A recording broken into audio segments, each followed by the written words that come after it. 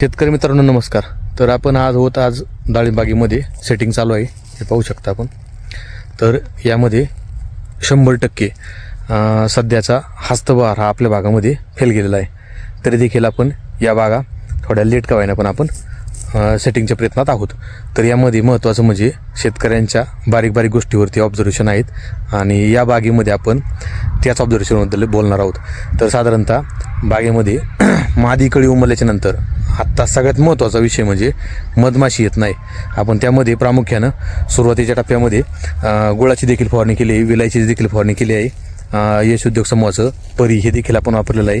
त्यानंतर डॉक्टर बावस्कर यांचं देखील आपण प्रोटेक्टंट पी हे देखील मॉलिक्यूल वापरलेलं आहे. त्याचबरोबर गुळ देखील जास्त प्रमाणामध्ये आपण उकळत आहोत सध्याच्या कंडिशनला. परंतु ही आत्ताची बागेची परिस्थिती आपण पाहू शकता तर असं पूर्णतः सेटिंगला आहे. परंतु महत्त्वाचं म्हणजे आपण व्हिडिओमध्ये दाखवत आहोत त्याप्रमाणे ज्या फुलामध्ये परागकण तयार झालेले आहेत पूर्णतः, हे आत्ता आपण पाहू शकतो हळदीसारखे पडत आहेत, तेच फूल नक्कीच सेट होणार आहे. अदरवाईज कुठलंही फूल सेट होणार नाही. आणि दुसरी गोष्ट महत्त्वाची म्हणजे जर या परागकण जर पूर्ण तयार झाले, त्याचा एक प्रकारचा वास हा बागेमध्ये दरवळत असतो आणि त्याच्या वासानेच मधमाशी ही आकर्षित होते आणि आपल्या बागेला ही फळधारणा ही चांगल्या पद्धतीने होत असते.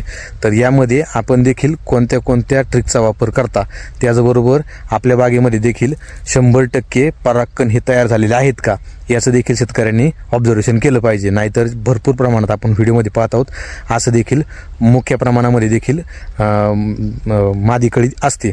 तर याचा देखील आपण बारीक बारीक गोष्टींचा अभ्यास करणं गरजेचं आहे.